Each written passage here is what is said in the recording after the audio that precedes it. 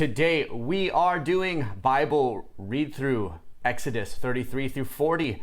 Welcome and thank you everybody for the comments you left over the last 2 weeks, and we thank you for your patience as we were doing holiday stuff like you guys were doing. And last week was amazing. We did a prayer, like a group prayer where you wrote in and you wrote down your prayers, and we all prayed together at the end of it for everybody's prayers. There was something like 1,000 comments on that video within a 1 hour period. We thank you so much for your participation in that. It was a very powerful experience for me, and I know for many of you. I've already begun to get wonderful responses about your testimonies from the prayers being answered. We have some really great ones. I look forward on Testimony Tuesday to reading some of them, so tune in. Anyways, let's get started with this video. I'm Nathan Wheeler. I'm Alex Slavovsky. Good to be with you again today. Yeah, it's nice to be back. Yes, so we do have some general questions we like to start off with while everybody is logging on. The first one is from Silvana. So Silvana Marchetti writes, is that why Yeshua taught us to guard our words and thoughts so that we can stay on the straight and narrow that leads us to Him? Is there only one dimension that leads to eternal life with Him?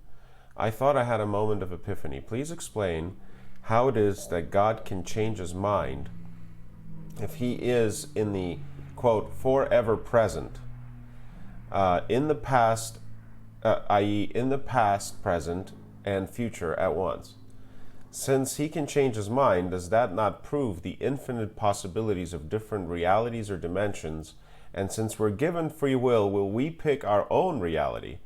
I have arrived at these questions all by myself, no influence of any kind by anybody. Thanks. Good question. Good. Quite a question. Yeah. So understanding God is not an easy thing, especially understanding His infinite and sovereignness and His omnipresence and all these things which you're really asking about. I will say that when I had my NDE and I was on the other side and I was in paradise, my experience with time, the best way I can explain it, was I felt that I had always been experiencing eternity. But eternity never seemed like something that was ever far away. And I imagined that that's probably a snippet of what God's experience is like in time. And He shows us through the scriptures, as we see here with Moses, that He does respond to our request, that He does respond to our reaction to His commandments, to His orders, and His love to us. So to understand, somebody once explained this to me, and I thought it was a great explanation. God is like somebody standing on a mountain, and they're watching people go through a ravine below.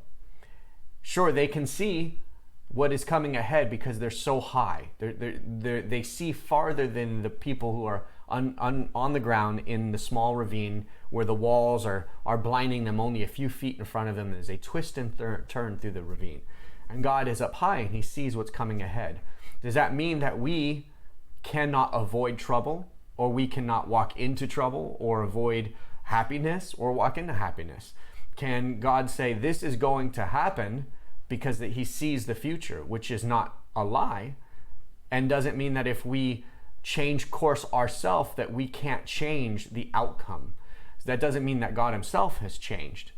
And so that was the best way that I heard it explained. It really resonated with me, and hopefully that is a way that resonates with you. I do believe that sometimes God also does this thing, it's a term that I kind of came up with and I use, it's called controlled folly, where what I mean by it is that it's kind of like in the movie Superman, where they put handcuffs on Superman and he's wearing them just to make everybody else in the place kind of feel comfortable, but in reality the handcuffs do nothing to Superman. God does things where He kind of interacts with us and He allows us to play a role in the fulfillment of His will.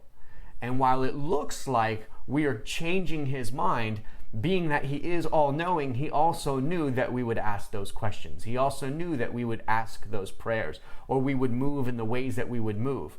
So when He would make a statement, for example, in a scenario of like what we're reading in these chapters here in Exodus 33 through 40, He's saying, I am going to go do this. And then somebody like Moses or anybody would say, well, what about this option? Can you fulfill this? And you'll notice here that especially in Exodus 33 through 40, God doesn't say, I'm not going to not do what I already said I'm going to do, but I will also add what you've asked. And so it wasn't that God lied for the first part where he said, I'm going to do this. He basically is kind of coming to a middle ground and adding Moses' request to the options. And I think that that's the other thing that's really important to note about God. The only time I would say that we ever saw God really fully change his mind, which was one of the most comedic moments in the Bible, I think, is when Abraham was petitioning to God to not destroy Sodom and Gomorrah. And God says he's going to go destroy Sodom and Gomorrah. And Abraham says, but what if you should find, one good person there, or 50 good people, then 40, then 30, then 20, then 10. And God says, okay, I'm not going lower than that. And it's funny because this is a perfect example of controlled folly, because had God allowed him to go below 10, he would have found a smaller number, maybe 1, and then God would have kept Sodom and Gomorrah from being destroyed. But God didn't find 10, and he did destroy Sodom and Gomorrah. So once again, his word was fulfilled, but at the same time, he did listen to Abraham, and he did consider what he was saying, and he did meet them halfway in saying, yes, if I should find such people, then I will stop. But his word was still done. So it's a very interesting thing, and it's one of those things we'll probably wrap our minds around for all of this life. In regards to the realities and dimensions, Yeshua says that the spirit realm is more real than this realm, and the spirit realm is all around us. It's like intertwined with the physical realm that we live in. We're in that realm as much as we're here, but most of us are only focused in this world, or we're only open to this realm. But I don't believe that there is multiple pathways into heaven. There's only Yeshua. He's the one who sits on the throne of judgment, and he alone is the gatekeeper and the way to being with the Father. So we don't get to decide if we go to heaven. We don't get to say, well, I'm going to manifest my reality and I'm going to manifest that I'm going to heaven. It doesn't work that way. We either submit, and he is our Lord and our Master and our King, and we fulfill his commandments, or we do his commandments to the best of our ability. And on that day, we get judged if we're being judged by the judgment seat, or if we're part of the body, the bride of Christ, then we get to actually skip judgment in a way, and we get to go to the marriage throne. So that's the blessing of being baptized. That's a blessing of having the Holy Spirit. And that's a blessing of being risen on that day when he returns, is that Satan may sit there and he may accuse us of all the things that we have done wrong. But Yeshua then says, my blood has been sacrificed for this sin, and this person gets to go in. And that's his prerogative. And he's the only one who gets to say that. So in reality, the only one manifesting anything or getting to choose their realm is God himself. So that's my 2 cents on it. You got anything to add? That's pretty comprehensive. Was that good? Yeah, I liked it. I mean, it's. I'm just going to say the same thing with maybe slightly different words, but the free will thing is for each one of us individuals. Mm-hmm. If we could see the future the way God sees the future, or if we could see the future the way maybe we have access to all knowledge in the spiritual realm, as Nathan was just talking about, if we had that kind of experience on earth, then the experience on earth would cease to be the experience that it is. So for our sake, for each individual, it seems that we have free will. We have to have the illusion of free will, or whatever that is. And in order to have relationship with God, in order for us to listen to him, he will be willing to listen to us. And that would, now there are cases in the Bible you will read later where God is not to be moved from his decision making about, let's say, the nation of Israel. Mm-hmm. These are much bigger things. This is about the entire nation as a whole. But we see that with those that God has a friend relationship with, like, for example, Moses, it describes literally in the Bible, it says he spoke to him face to face like a friend would, or like a friend to a friend. When God is giving that relationship to a prophet or to Moses, well, he's showing us that true friendship lies in the ability to talk to one another and to move one another. And yeah, we could call that controlled folly on God's part. Whatever we call it, it's God's grace, really. Yeah. I mean, it's God's grace, really, that we even exist and have free will, right? I mean, I'm just going to stop there. We can go that rabbit hole we can go on forever with, and we realize that everything is a blessing, right? Everything, including our difficult experiences, because the alternative is no experience, right? No free will. So, anyway, just throwing that out there. And kind of what my brother Alex here is saying to wrap this up. As we continue to read the Bible, we will see very clearly where free will really plays a role in our life and our salvation and our relationship with God specifically. The Bible defines our free will. We've already seen times where God has affected people's will. He has influenced the Pharaoh's mind, and he hardened the Pharaoh's heart. Some people could argue that that was affecting Pharaoh's free will.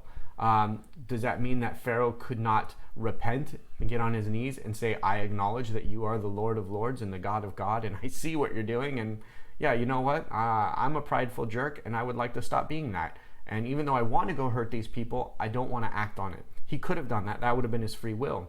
But changing his heart to be able to perceive that, that's where God stepped in so that he could have the fulfillment.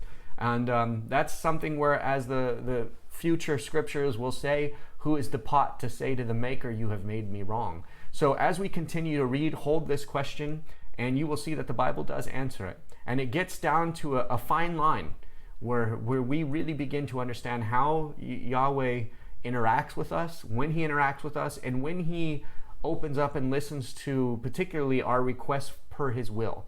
Yeshua has a couple of really great nuggets that he mentions, throws them out there, and it ties into this whole question that you're asking. And so to talk about it really any further and in depth would kind of be to cheat and kind of talk about future passages and specifically the teachings of Yeshua.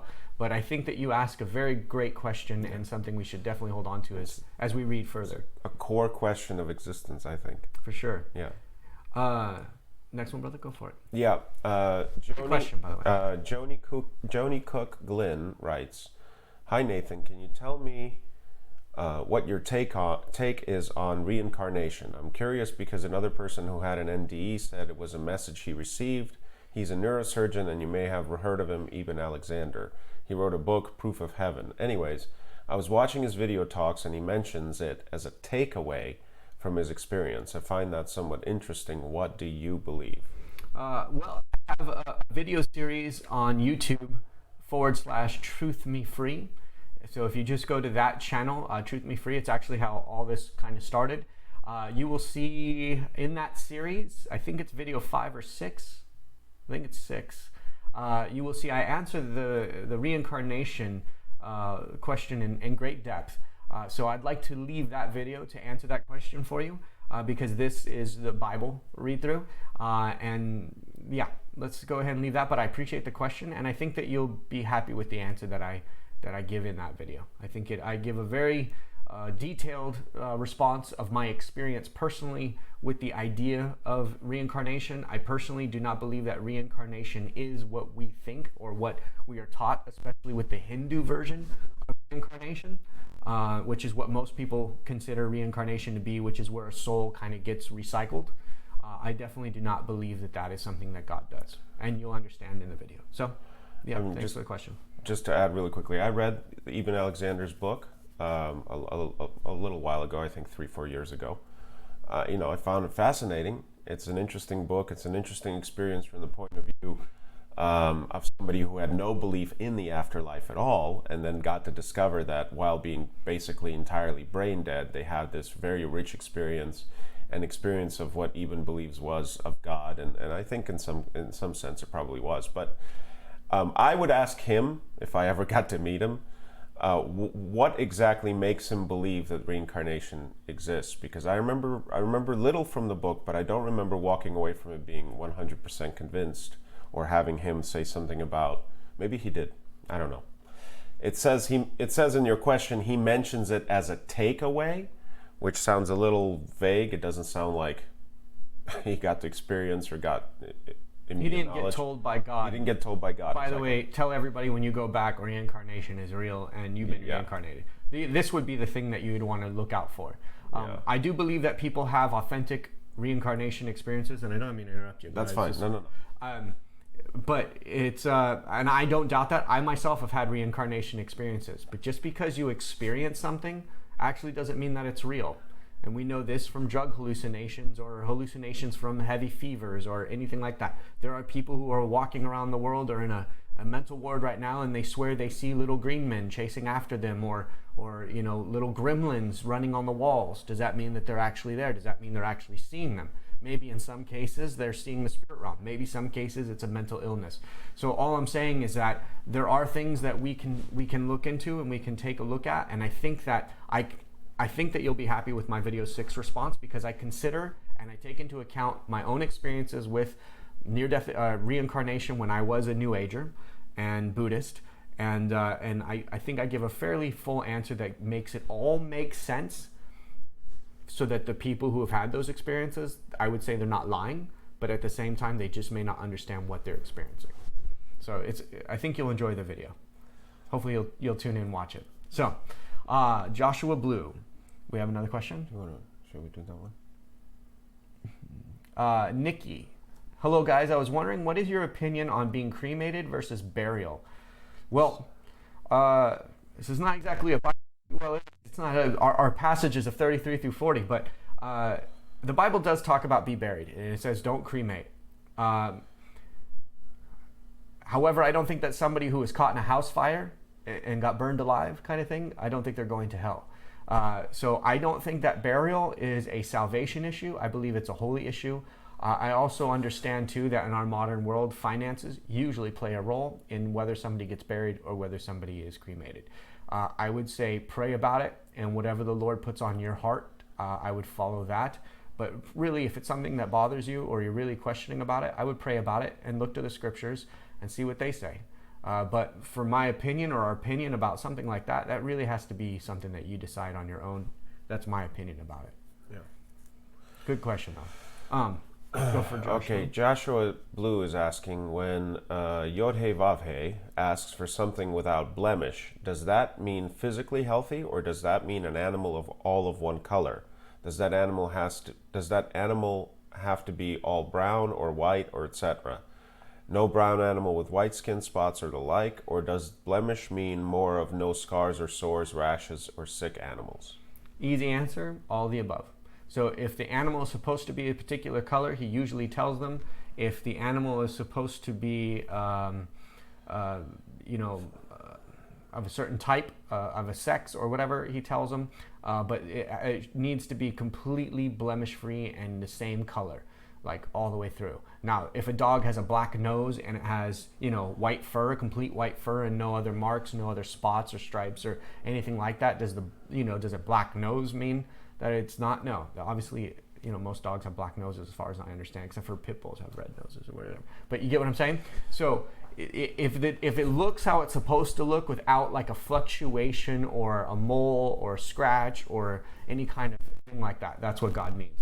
And to give you guys on this topic, because it does tie in a little bit, if you guys don't know about the red heifer that is required to build the temple, they have not had a red heifer that they could use to build the red heifer, because they have not had a blemish-free red heifer in over 2,000 years. They've not been able to ever find one in 2,000 years.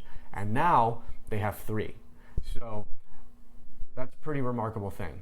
They have 3, and these guys have been ready to, maybe they have more now. I don't know. When I was there in Israel, they had 3. So they probably have more now, to be honest. But that is something. It has to be perfect. It does. God has high standards, especially when it comes to his temple. We'll read later on how particular he is. Well, we'll read later on how the Israelites, way later on, start to kind of skew the line about perfection of the sacrifice, and they start kind of sacrificing the lame animals and the sick animals and the imperfect, let's say, animals. And God doesn't like that, because the idea here was that it was supposed to be something that is of value, and not something that was already wanting to be discarded. So, anyway, prior chapters. Billie Jean Christensen asks, you mentioned last video of how the tabernacle was like our body. Can you explain that in more detail? Thank you for these videos. Sure, Billie Jean. What I was saying is that it actually comes closer to the temple. The tabernacle is a bit of a representation of the human body. It's interesting that there's as many bones as a human body as many fence posts around it. And then also, if you take a look at what the burnt offering is, and the candlestick and the incense and the water, these things actually are placed in similar places of particular body organs. The temple goes more into it. Of course, later on, though, the Jews start adding some things to the temple. So we'll get to that as well. But I'll do a whole video on it when we get to the full development of this, and we get to those scriptures where everything is kind of shown to us regarding the temple. And then I'll actually have a graph, and I'll have like a picture, and I'll just break it down for you. But I'd rather do a whole video on that, because I think it's just something that would be cool for people to just search on our site here and go, Temple of God or Tabernacle of God representing body. So that way they can find it easy rather than watching a 2-hour Bible chapter. Which Bible chapter was it that they was in? So good question, and I'll be happy to do that. It's already a plan of mine to do that for you guys. So yeah. I'm going to propose that we skip these and go to Exodus and then come back to the general questions. Sure. All right. So let's get started on the chapters we were reading for this week. Exodus 33 to 40. I'm amped. Ready? Woo! Let's do this. Let's do this. All right. So Silvana Marchetti writes, sorry to go back a bit. Exodus 33:5, quote, if I were to go with you, even for a moment, I might destroy you. This is from the NIV. If God lives in the ever-present, he's not affected by time. How is it that he can change his mind?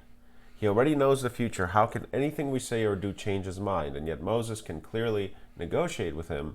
Am I correct in thinking that we live surrounded by umpteen realities, that any thought or word changes our reality? This is, I believe, the same... Yeah, same question in a way. Okay, Silvana, okay. I see. Okay. She's pulling up scripture. She's pulling up scripture now from this direct... there's many examples of this, I think, which you'll find. Here's the thing. I'm going to chime in first. You can say whatever you want next, but my answer's fairly quick. So this question is an absolutely reasonable question. This idea is an absolutely reasonable idea for one to ponder on and think about, especially as you're reading the Bible. Since God is omnipresent, since he is everywhere at all times and time doesn't exist for him like it exists for us, then that doesn't mean that he can't be in time. He created time. And since he created it, that means he himself is outside of it, but he also is able to move within it, right? So that is one of those scientific mind benders that you can have fun with. But for God to be interacting with us in our time realm, again, doesn't mean that he doesn't know already what the outcome is. It's like saying, so does he know if I decide to sin? He knew I was going to sin before I got there? Yes. So why didn't he stop me? Well, that would be stopping you from free will. Well, if he knew, then why did he love me? Or what, this and that. And I think there's another question where you talk about, somebody else asked a question about Aaron. Yeah, I think later on. Is it you? Or no, I don't know. We'll see. But we'll get to that. But what I'm saying is that it's just the time thing and God changing his mind. Here's the point that I'll just say, and this is my cap on to seal this whole thing. When you're done reading the whole Bible, you clearly see that everything that God's will was to be done was done, and that it was all part of the plan. So everything was all part of his plan, and it's again a mind bender. But by the time you finish the Bible, you see that he was in control the whole time. So even when he was out of control. Yeah, I mean, at this point in the story. Well, it looks like he's out of control. At this point in the story, the Israelites messed up bad, right? They just received the commandments. Moses is being told exactly how to build the temple, or the tent temple, the tabernacle. And while he's up there, they make a calf, and they have Aaron, the high priest, do it, and they do all this stuff. And they already completely walked all over the first commandment. So there's a big separation that already happened. God's already saying, we haven't even started essentially what's going on is we haven't even started walking together, and yet you've already completely walked all over the first commandment. If I go stay with you, I will have to destroy you, because because he's not going to go back on his own word. He just gave them the commandments. Mm-hmm. So in this case, in this chapter, Moses comes asking for grace, asking for forgiveness. And it's not so much that he's asking for God to change his mind about the commandments. He's asking for God to forgive them and to give him another shot. And so, at that point, God, lays out. They continue the conversation of what the Israelites must do in order to continue to walk with God. And we'll see later on. This is towards the end of Exodus now, and we'll see later on. Okay, God says, "All right, I'll give you another chance," and He starts to walk with them in the desert, and more fun stuff starts to happen. And by fun, I'm putting that in quotes. Anyway, I hope that roundabout answers, or at least is on topic. I was just rambling a little bit. And if you really look at it, in this particular situation, which you're asking, Exodus 33:5, and what's happened with the gold calf, God says He's going to smite the people who did this. Moses says, "Well, hold on, let me go talk to him." God's like, "Okay." And Moses goes and does it, and then those people die. So did God's will not get done? You see what I mean? Right. How are we the hand of God at times? Yeah, we are. So God didn't say to Moses exactly how He was going to smite them. He didn't say how He was going to deal with them. Then all of a sudden Moses chimes in and goes, well, before you do that, let me go talk to him. Moses go down, he talked to him, then orders their death. So basically what God said was going to happen and what His will was for these people did happen. So it's, again, you have to really take a look at it. Is God really bending to the will of man, or is man fulfilling the will of God? You see what I mean? This is why I call it controlled folly, because it looks like God is bending to man's will, but in reality, man is basically being allowed to learn a lesson through what looks like God's will bending. In reality, God's still getting His way. Does that make sense? So, but you take a look at the scriptures, you see how God words it, you see exactly how He responds. What does He say in reality when He responds? Does He say, "You know what?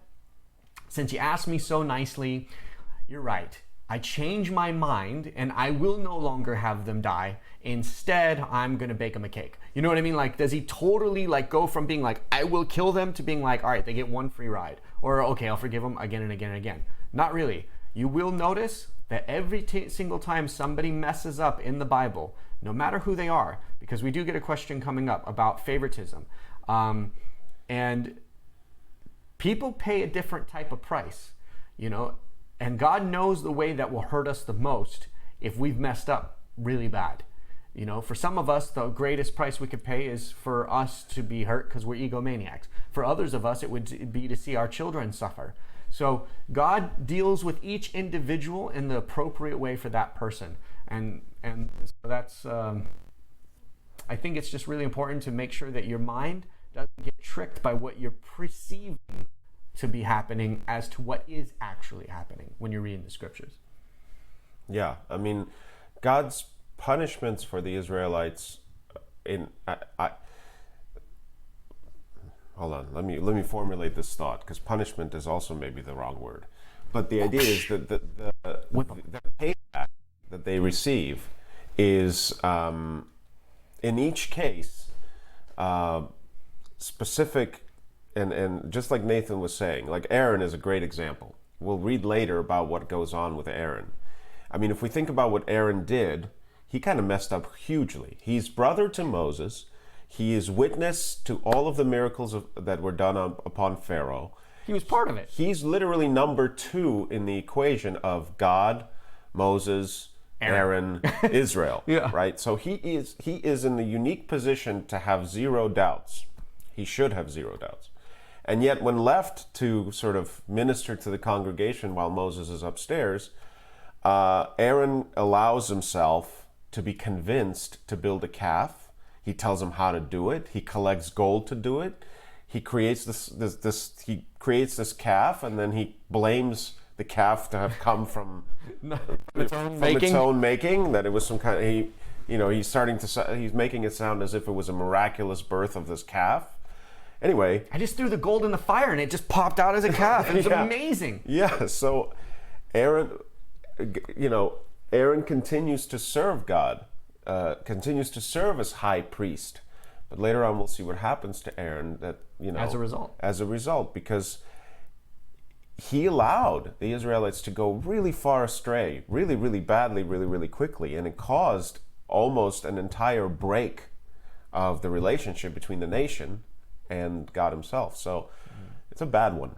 It's bad. Yeah, they made a boo boo. It was up to him to say no, wait. But we'll see later on. This happens again. Other people in the Bible do these sorts of things. So I feel like we've kind of gone down a rabbit hole here. So for anybody who's also watching and listening, just to be clear on stuff, it's really funny too if you do remember the passages that we've already read. So I just want to recap because I think that we got real confusing just now. But what I'm saying is that if you take a look, what is the first promise? Right? The first promise to the people is that his seed, Abraham's seed, will be God's nation. Now, not all of his seeds. He directs a line through righteous people who submit themselves to God and don't require or don't desire earthly power and things like this. They're just trying to be good people and live for God. He chooses these hearted people and he establishes his nation within them. He says that I will establish your seed. That's the first promise. Now, how God does that is up to God. He can restart over as long as he wants, as long as one of those souls comes from that bloodline. Moses is one of those souls. And so when he says to Moses, I am going to start again with you, that would still fulfill the promise to Abraham.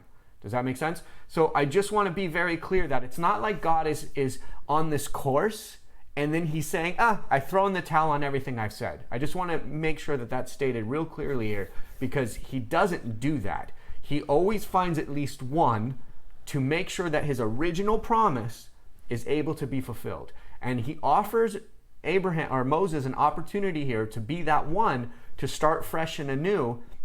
And what we see Moses humbly say, no, please don't choose me to start anew, because your people got, out of Exodus. They were promised that they would be brought into the promised land and that you would establish your people. So remember that promise. Well, ironically enough, that generation that came across and griped and do all this, as we will see, getting ahead a little bit, they don't make it in. There's almost like nobody that makes it in from that generation. That's why they wandered the desert for 40 years. It's a brand new generation of people who were not living in Egypt that actually enter into. So God can do all sorts of things but still fulfill his word. You see what I mean? So I think a lot of times we look at God's words from a very human perspective and we understand it from like a human point, because humans are very like, I'm going left. No, change my mind. I'm going to go back, go right. We have a real-time comment from Jacques Bazinet. God tests people to see what they would do. He doesn't know what people will do. I don't quite agree with that. And let me explain. Jacques, I think it's actually a show of his ultimate grace, that he does know what we will do, yet he gives us a chance to go ahead and do so that we see what we will do. It is we who don't know what we will do from moment to moment. When confronted with a situation or a temptation or some kind of situation in life, we are the ones who often discover what we will do, and then later on we maybe decide that that's some definition of who we are or whatever it is. But as far as him not knowing, that's just not part of, as far as I understand it, that's not part of the being of God. It's not that he doesn't know. It's that he's got the grace and patience to allow us to make choices while he knows what is best for us. To me, that's a mind-blowing concept, because I know if I know something will go wrong with my kids, right? God forbid, but if I know they're about to, let's just say they're about to like stick their hand into the stove or whatever, I'd scream, yell, pull, yank, drag them out of there and say, don't ever do that. That's just what I would do, because they're my kids. But if I'm not there and they haven't learned the lesson and all they want to do is touch that flame, one day they might go ahead and touch it. God has the infinite wisdom and patience to know that people must learn certain things. There's just no other way to do it. And if he did it any other way, it would break the first promise of be fruitful and multiply. I mean, his first promise to humanity literally is, here you go, be fruitful and multiply and have dominion over the earth. Have fun. Yeah. That's the basic core promise of his creation of humanity. So, and real quick, too, for anybody, because now we're getting into some more rabbit holes. We're still on the first question. Yeah. Listen, the other thing with what my brother here just said as well is talking about a child putting their hand in the stove and burning, right? I'm one of those people who needed to get burned on his hand. I needed to lose my hand, in metaphorically speaking, to a fire so that I would have my entire body saved from the fire, metaphorically speaking, right? God has that infinite wisdom. We as human beings, we want to shelter our kids. We want to control them. We want to put them in a bubble and wrap them up and have them be completely safe. But God has the true infinite wisdom. He does know what we will do. And sometimes God allows 3,000 people to make a golden calf so that he can, unfortunately, strike them dead in their lives so that the other 1.2 million people that are, or plus maybe 3 million people that are part of the community will not fall to the same sin. So 3,000 people who made a mistake get their punishment according to his laws that he made, which is a just thing. But the other 3 million get saved from making the same mistake, theoretically. So God is knowing what's happening. He does know that those 3,000 would do that. But he also knows that those 3,000 would potentially show why the other 3 million should not follow in that footsteps or even begin to walk down that way. As I said, when we get to the end of this, you're going to see that everything that looks all disgusting and evil and, bad and sad with what God is doing, at the end of the day, he absolutely knew what he was doing. It was all part of the plan, and he shows how unbelievably infinite his wisdom is. So I think we should end on that, and we should probably move on to the next question, because we could keep going. But again, as I always say, the Bible will answer itself. So all these questions that we could sit around theoretically speaking about, it's kind of pointless in a way, but in reality, the Bible will answer those questions for you, clearly. I honestly can testify that I feel the Bible has answered those questions for me very clearly by the time I got to the end of it. So hopefully that helps you. All right, next question. Jennifer Connolly. Exodus 33:11. And the Lord spake unto Moses face to face, as a man speaketh unto his friend. And he turned again into the camp. But his servant Joshua, the son of Nun, a young man, departed not out of the tabernacle. Exodus 33:20. And he said, Thou canst not see my face, for there shall no man see me and live. If Moses was speaking face to face, why does he not die? Is God in another form at this time? Why does Moses insist on seeing his glory later on? Answer is yes, he was in another form. He was a cloud at this point. So speaking face to face doesn't mean human face to human face. It means that they were like literally right there with each other. But the passage right before says that he was a cloud at his tent. And it says that it was at this cloud at his tent that he was speaking face to face. Later on, when he takes a human form, he doesn't allow him to see his face, and he explains why. So I think there's a term face-to-face. I can speak to you face-to-face on Skype or some kind of voice caller or video caller, right? We're face-to-face, we're talking face-to-face. But that could also be taken as, so that means you were in the same room together looking at each other, right? So I think it's more of a they were talking mano to mano is the other phrase that you could say. They were just like being real, and it emphasizes and defines it. It says they were speaking face to face as if they were friends. It defines that. So it literally gives the next sentence defines what that means.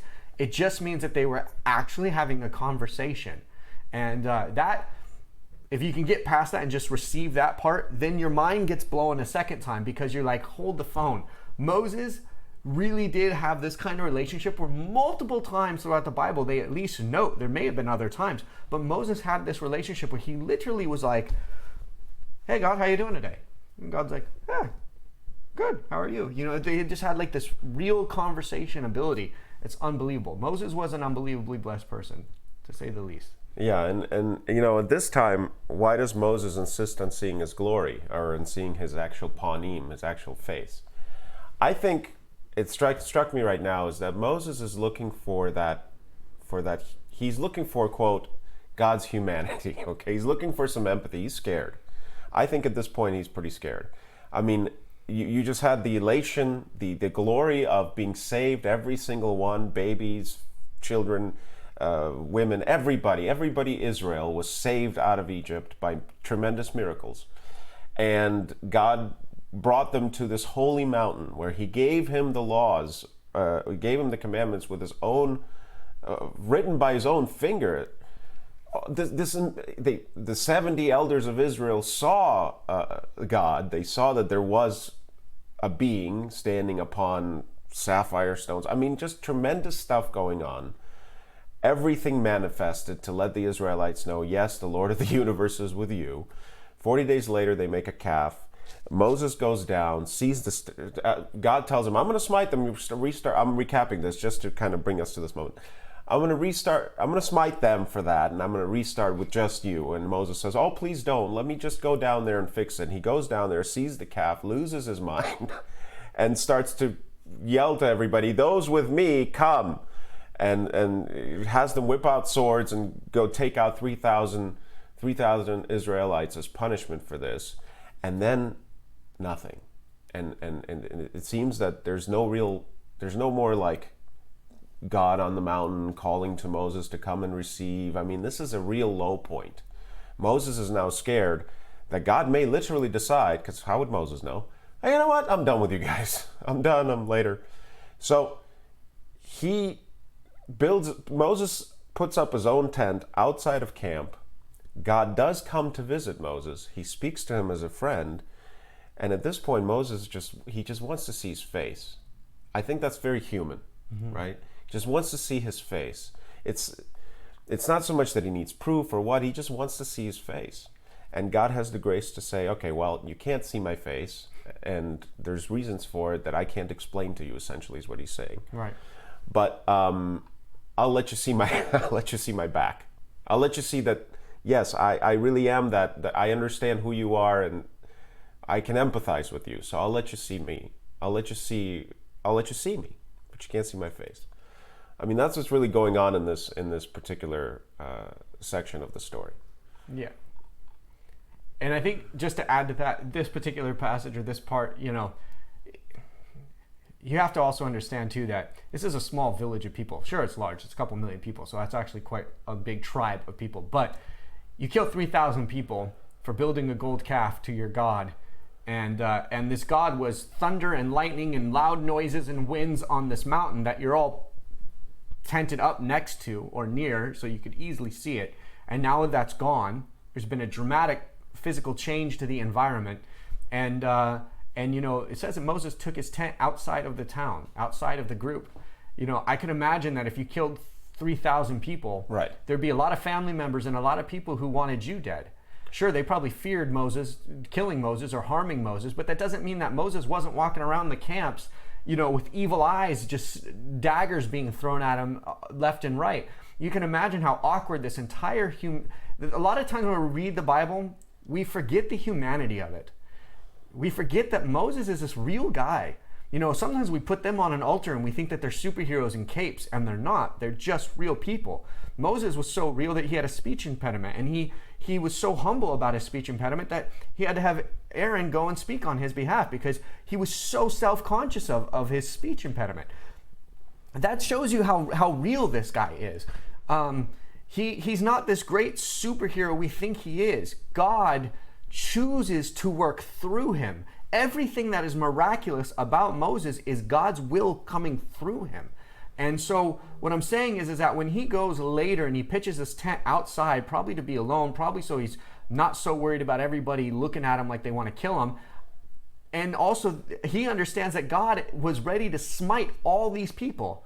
So he's like, well, I better move my tent out because maybe he's going to do it. Because he never said really, no, I'm not going to do it. So, and then he takes one guy with him, Joshua, and And it's just, and they follow him, and then God shows up and he says, listen, I'm going to be with you. I'm not going to be with these people.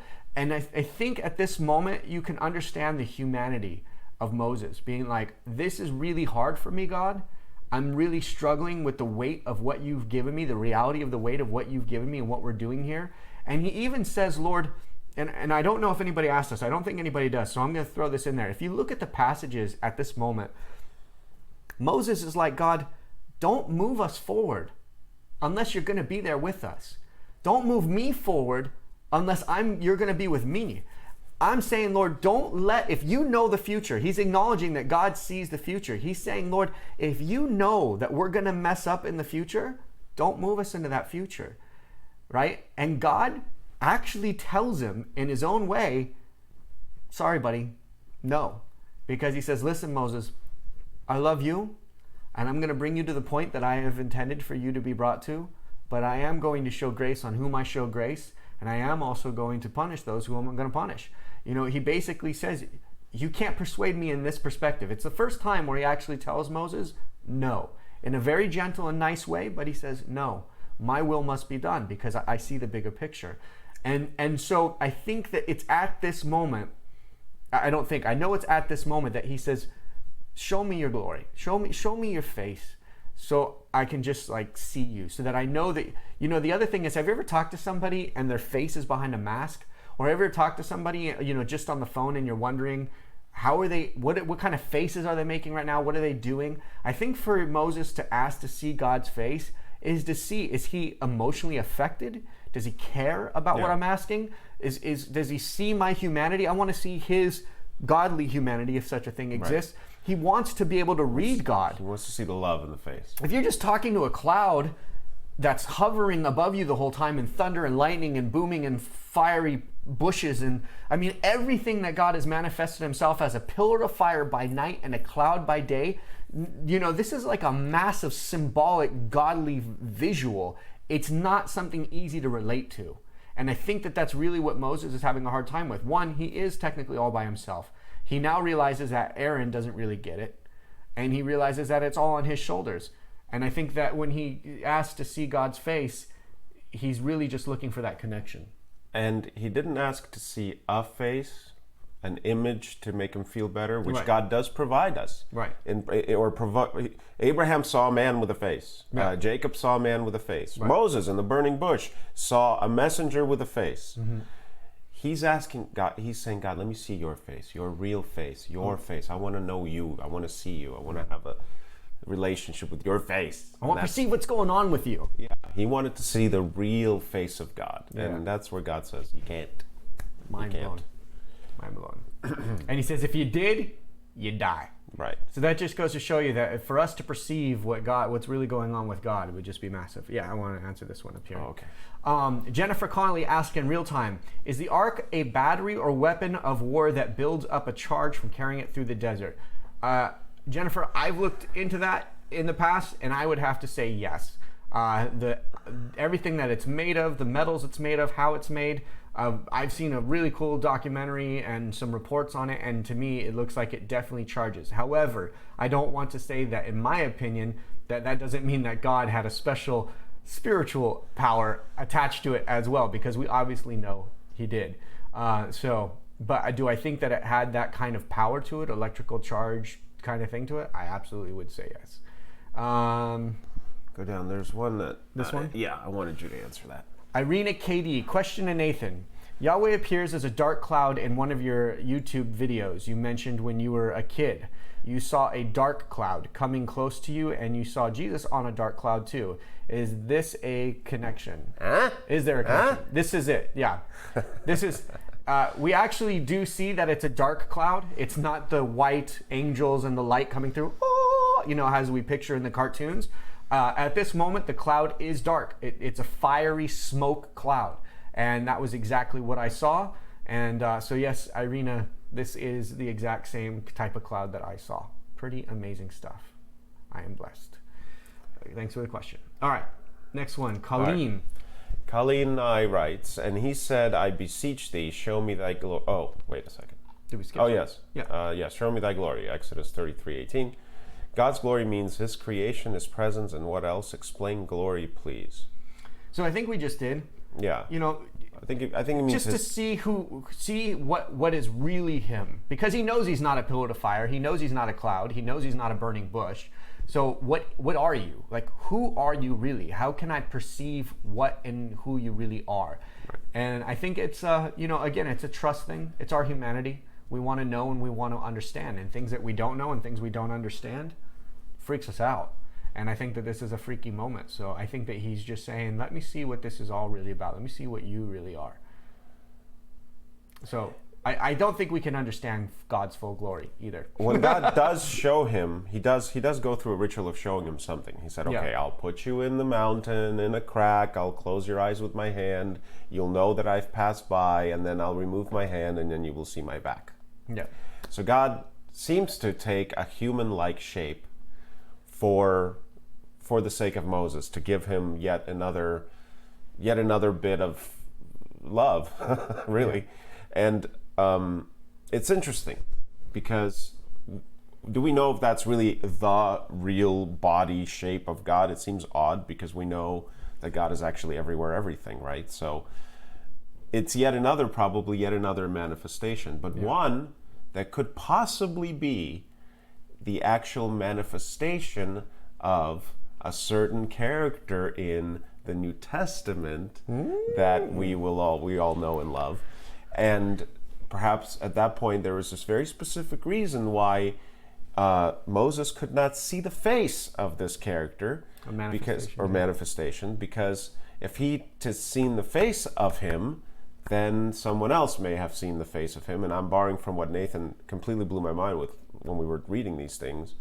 Why don't you go ahead and explain that part? Just, I suppose we're getting ahead of it a little bit, because there's other times where this happens. So I don't want to say we're speculating, right? No, I'm pretty confident. Or we're not even speculating. I'm not speculating. I'm pretty confident. Excellent. But when he takes this human form and he says, you can't see my face, we're going to see this again in the future. We're going to, as we continue to read scriptures, I'm not going to give it to you now, but you guys are already filling in the blanks. I know you already get it.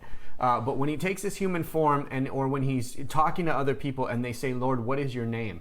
So here's a funny thing. As we move forward, you're going to see that he says, my name is mystery. He's going to say, my name is not for you to know, but it's for a future generation to know. Well, why would he say that when supposedly he just gave Moses his name? So these are things that we're going to have kind of riddling our mind as we continue to read forward. We've been told we've just been given the name. Then God says, you can't know my name, or my name is mystery. So is that his name? He now calls himself mystery? Or does the word mystery mean something different? You get what I'm saying? So there's all these kind of things that we're going to have revelations on. I guess to give it to you, what you guys already know. They're already getting it. Yeah, they're already getting it. It's Yeshua. Of course it's Yeshua. But to talk to my brother, kind of gave it away here. If we could perceive the face of Yeshua prior to Yeshua manifesting from the womb of Mary, let's say, if we saw that face, that means the devil would see that face as well. And that means when Yeshua came into existence, the devil would know exactly who he is. And if the devil knew exactly who he was, he would never have allowed him to die on the cross, because he would know who he was. And so when God is hiding his identity in the human form that he will take as Messiah, he hides it from us, because he's also at the same time hiding that from the devil. And that's the importance of it. But we'll see all that as we progress. So a nugget, again, to put into your pocket. You guys should have a jewel bag of nuggets that you're carrying along with you already. And we're only on Exodus. Can you imagine? Did I give away? It's fine. Just give away the nuggets. I couldn't help it. I couldn't help it. This was so exciting. We all get so excited. Okay, next question. All right, Exodus 34. Jennifer Connolly, 34:14. For thou shalt worship no other God, for the Lord, whose name is jealous, is a jealous God. Why is his name jealous? Is he speaking of himself or another spirit? The word name is Shem, and Shem doesn't just mean literally just name. Shem also means reputation, or what you're known for. Yeah. What you can be described as. So God is basically saying, it's best to stretch out the word name for reputation there. Yeah. Shem in this My situation. fame, my people know me as jealous. Yeah. If you just switch it out with reputation or what people know me as is jealous, he says I was a jealous God. Why? Yeah. So, what is that something? Yeah, we did. We totally just. I didn't have coffee today, Does guys. it literally mean that he's like petty and jealous? Right. No, it doesn't. Is he describing something that we could understand? Yes. For example, when you're in love with the person that you're absolutely in love with, the boy or the girl, the idea of them having that relationship with somebody else doesn't feel good. It hurts. And I mean, that's just how it works. I mean, we can all deny it or not deny it, but it's just how it works. We've all experienced it, I'm sure. And so that's what he's trying to explain to Moses, that, you know, that unhappy feeling, that's what I feel. So don't do that. God has a godly jealousy though too. He has a righteous jealousy. He actually has the right to say, "Don't love any other god but me." So he God isn't sinning in his jealousy here. He's not behaving poorly or badly when he's saying that he is jealous here. He is the one and only who has the right to feel any way he wants to feel, and so we can't. While we can relate with our human understanding of jealousy that we experience, we also can't stand on our jealousy in righteousness as God can. Just to throw that tidbit in there to define that, to make sure people aren't going around, well, I'm a jealous husband, and no, you're going to be in the basement for the rest of your life because it's good for me to be jealous. You know, that's not promoting that behavior. Just to be definable, in case it was needed. Okay, moving on. What? Good question. Okay. Hopefully that helps you. Exodus 34:22, Jennifer Connolly. And thou shalt observe the feasts of weeks, of the first fruits of wheat harvest, of the feast of ingathering at the year's end. Can we please go over all of the feasts? Yes, but we're going to do it as a separate video. Yeah. We've been meaning to make it, been kind of overwhelmed just like everybody else, especially because Alex has been sick. I actually have been dealing with some health issues myself lately, and nothing crazy, nothing bad. Just leave it; it'll pop back on. Nothing crazy, nothing bad. But just both of us have been kind of worn out. The holidays, work, and this is a crazy time. But our goal is to create an actual video for each one of the festivals and how they are celebrated, how the Jews celebrate them. Are we doing robot right now? I think I think only for our, because only our faith. It's just okay. A screen. But yeah, we will actually cover those for you and go through them. But I want to do each one individually, so that way people can just look up holiday and then they find it instead of having to find it within this video again. So we want to kind of keep the videos on course of the topics, so that way when people open this video, Exodus 33:40, they see Exodus 33:40, questions and comments and things like that. But yes, we think that's a very important request, and we are happy to do so. Hold on, there's some good stuff here. What's that? But I just wanted to go back on the word jealous and envy. They are two different words. Yes. Envy and jealousy are two different words. They get conflated in the way we think of things, because jealousy is such an unpleasant feeling, and nobody likes to be guilted. So jealousy and envy, I think, is worth separating, right? Well, they're worth separating, but who's asking about No. I see people saying, for example, he's not jealous the way we get jealous. Right, but he's not envious the way we get envious either. He's not envious at all. What would he be envious of? He makes everything. I know, he's not envious at all. My point is that envy, correct me if I'm wrong, but from what I understand, the definition of envy is when you are coveting or wanting some blessing you see somebody else having, and you want that for yourself, and you wish for misfortune upon them so you could have that. That's jealousy. So jealousy is when you don't want somebody else to have something and you want it instead of them. Envy is where you see what somebody else has and you want it as well. So you see, one actually wants the other person to go down, where one just wants you to go up. Does that make sense? So envy is like, why not me too? Jealousy is like, no, I should have it, not them. See the difference? Yeah, but that's exactly right. But why not me too is a cry out to God. Like, why does he have it and I don't? Right. That's the thing that would make you feel that the world is unfair, envy. But jealousy would be like, he doesn't deserve that, I do. Right. There's a righteous component to it. And I think that goes back to what you were saying. If God says, you don't deserve that, I do, or that make-believe Baal entity doesn't deserve your devotion, I do, that is righteous and true, because God literally did create all of everything. He really is the power of the universe, right? Yeah, but he's not being envious. No, he's not being envious. That's what I'm saying. He's saying he's a jealous God, but his jealousness is righteous. It's not the same kind of the word jealousy gets confused with envy is what I'm saying. Okay. All right. Are you guys confused yet? I just totally blew up this whole thing. Everybody's now scratching their head. What do we have? A few weeks ago, I kept these words in my dream. Is that another one? 50 times the sun. Okay. Jealous. Oh. Okay, a lot of jealous. I see what you're doing. Okay. Yeah, a lot of people are talking about this concept of jealous, so I thought maybe I could ruin it some more. Perfect. I hope that I failed. All right. Should we go on then? Oh, yeah, so about the first fruits and the feast, we're going to do a separate video on that, right? Jealous. I love it, Brian. Thanks, Brian. Absolutely. He is a jealous God. Okay. Where are we? Okay. First fruits, the harvest. Yeah. Oh, yeah, we'll cover that. What is it? Can we go over the feast? Yes. Jennifer Conley, we will go over the feast. But I want to make a whole video separate so that people can easily find them. Ellen Mahar, Exodus 34:6 and 34:7. Is God showing Moses his physical form while he says this? Is there any other place or time in the Bible in which anyone see Yahweh in this way? Excuse me. Abraham and Sarah had a picnic, but there was not a concern about seeing his face then. Yeah. So, yes, there is another place in the Bible where it happens almost exactly the same way. Mm-hmm. And it's with another character that's very cool.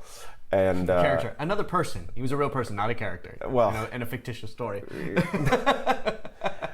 And then Harry Potter came in, and he went his water. I don't mean... And then Gandalf showed up with his staff. It's a real person. Yes, a real person. Okay. What I mean to say is, I don't know why I use the word character. Maybe I'm too used to like breaking down scripts or something. Maybe, yeah. Forgive me. Hollywood. The word character is truly wrong. Yeah. Another person in the story that we'll read on later. Another prophet. You want to go ahead? You guys see how we roll? This is how we are. This is what happens when. If you just don't love us the way we are, well, then you have to blame God because He made us. So yeah. All right, where are we? Which one are we talking about? Okay. Abraham said. So yes, the truth of the answer is that this particular manifestation of a human form that Moses is not allowed to see would probably be obviously a different manifestation than the guy that Abraham and Sarah had a picnic with. So, and other manifestations like when Jacob wrestled. Is it Jacob? Wrestled God and got a bad hip, right? Yes. Yeah.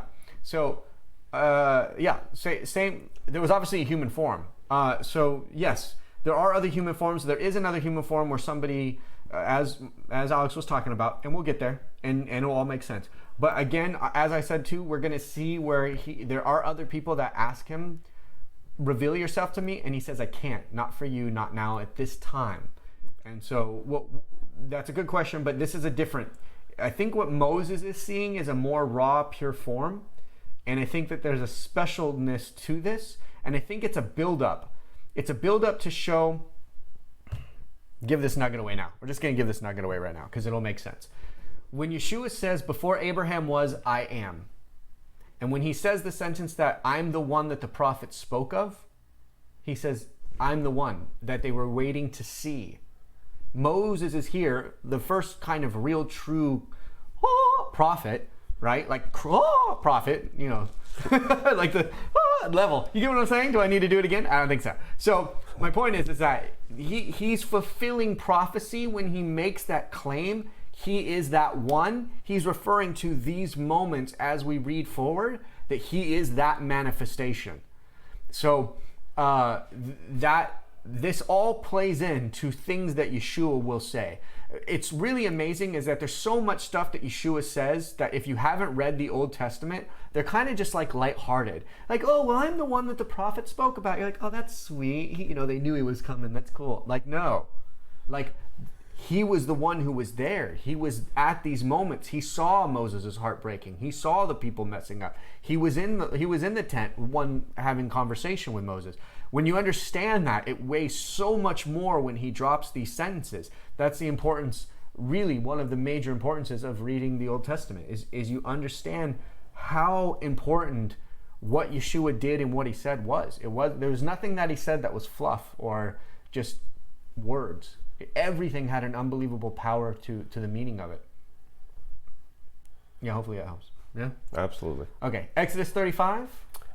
Wait, why is this Exodus 20:13? Oh, she ties it in. My bad. I just got to read. Donnestheim in Exodus 20:13 it says, "Thou shalt not kill." In Exodus 35:2 it says, 6 days shall work be done. On the seventh day there shall be to you a holy day, a Sabbath of rest to the Lord. Whosoever doth work therein shall be put to death.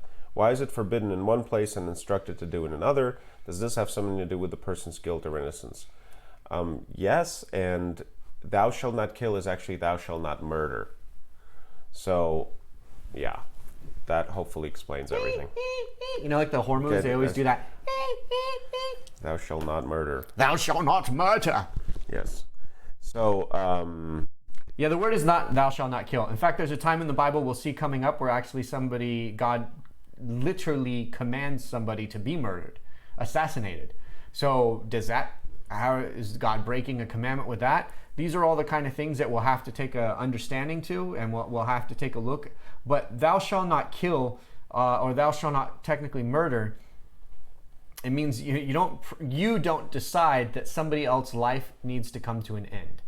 Again, God is the one who determines our death, our time. He even says he is the one who will see us to the end of our days. He decides what is the time that we die. That's why, unfortunately, suicide is the ultimate act of us playing God. We are then taking God's ultimate decision-making in our life away from him, and we play that role. And that's murder of ourselves. So in the future, God will say also that, when a soldier goes to battle and he kills in battle, that's not murdering, right? In a way that's a national defense, or that's, it's the nature of war. It's a nature of war, exactly. Same with this assassination coming up. This assassination was an act of war. It wasn't where one guy woke up one morning and goes, you know what, that guy stole my sheep. Well, you know what, that guy has more sheep than me, and I want that guy's sheep. So, you know what, I'm going to go over there in his house tomorrow night, and I'm going to murder him. You see the difference? It's just like, it's a totally different thing. And even in our modern world, we have an understanding of what is the difference between going next door and killing somebody, or hiding in a bush and jumping out and killing somebody, or going to a bank shooting somebody, than soldiers going in and killing people. We also see that at this part of the story, God is with the Israelites, and as we read on and questions about whether or not somebody should be put to death come up, there's actually a whole system in place, or where they actually go and ask God for his judgment upon it. Thou shalt not murder, or thou shalt not kill, thou shalt not murder is about us passing judgment or some form of decision making upon another, and then following through with murder, killing. So. Yeah. If somebody's committed a crime, God tells us to end their life, but he also tells us how, and he also tells us the due process to determine how that has happened. You also have to take into account too that things have already starting to get broken here. Things have already become broken with the original plan that God had. Remember too, he says, as long as you guys don't break these commandments, you'll never get sick. Right. You will never have to go to war. I will fight every battle for you. So they already broke the first commandment, and everything has changed. So at this moment, you will see that the dynamic moves in a different direction. But if you remember, they maybe had a few months of God's promise on this, really heaven on earth promise, and they messed it up. So, when he says thou shalt not murder too, how he was interacting with them is they never had to. They never even had to go to war at this point. Right. Look at what happened with the Exodus. They didn't draw a single sword. They didn't shoot a single arrow. They did not spill a single drop of blood, and their victory was 100% God's. And if you remember the passage, when this was done, God said, this is how it will be. I will fight your battles. And then, as Alex had mentioned in those same videos where we covered that, God said, this is what you'll pay me. Instead of you having an army, you have God. And instead of paying 100,000 men or 500,000 men an army to feed them and provide for them and take care of them so they can train and protect you, you just give me this and we'll call it even. But at this moment where they made this metal calf, this gold calf, everything changed. And then we start to see how the dynamic and everything, and then they do start to go to war, and the people do get sick, and they do have now health issues coming up in the future, and all this stuff. Well, they broke the commandment. So it's just like Adam and Eve in the garden. You know, had they not eaten the fruit, they wouldn't have been able to stay there. But they did. Okay. Okay. Was I rambling again? Huh? What? I wasn't listening. I mean either. Okay, sorry. Okay. Ellen Mihar, Exodus 38:26. Am I reading it correctly that there were over 600,000 men in the people with Moses? And yes, you are. Mm-hmm. And there's been some questions about this historically because people have a hard time imagining about maybe 2 to 3 million people walking the desert or leaving Egypt. And even some, they're not, I don't know if you can call them, I don't know if you can call them biblical scholars, but certain people from Israel said that maybe 600,000, the word 1,000 men doesn't mean 1,000, it means family or something. So 600 families of men. And then people speculate on, could 70 original Israelites in Egypt have multiplied to be that numerous in only, 3-4 generations? And all of those answers are yes, and there's multiple proofs in these passages about how, no, it really was maybe 2 to 3 million people. Mm-hmm. And I'll throw one out right now, is in the building of the tabernacle, Moses is instructed to overlay with gold a whole bunch of stuff. And make something solid gold. Yeah, solid gold. And it was massive amounts of gold. And then later it actually tells us, towards the end of these chapters, it tells us how many talents of gold and blah, blah, blah it required. So we looked up the word talent. Talent could mean anywhere between 33 and 50 kilograms, which is anywhere between like 70 and 110 pounds of gold. So it took 29 talents of gold. That's it's like 1,000 pounds. That's like tons of gold. Yeah, it's like 1,000 plus pounds of gold. Yeah, so it's massive amounts of gold, and you wouldn't have that much, and it was all taken from people's jewelry. You would really need that many people. So they still had jewelry left over. And they all still were walking around with gold and stuff on them. So they not only had, just because that's crazy. Yeah. I mean, there had to have been 3 million people, because otherwise they're literally walking around in solid gold clothing. I mean, right. They wouldn't have been. So a talent is the weight. Some of the descriptions are a talent or a weight of a person. So an entire person of gold, right? Now, if the other thing is, we also looked up how much it would cost in today's money, and the tabernacle would have cost around $50 million plus of today's money. Yep. In all the metals and everything. That's a tabernacle, not the temple. Not the temple, yeah. This is just the tent they're going to carry around with them in the desert, set up. And so 50 million, if you're going to spend that kind of money, you truly need, probably 2 to 3 million people. Could you imagine if you gave REI $50 million to make you a tent? You're like, listen, REI, I want gold and silver everywhere. I want hand-sewn linens. I want some badger skins. I'm going to give you $50 million. Come back with me on a nice design. Can you imagine what they would come up with? Yeah. We think tents, we're like, let's go camping.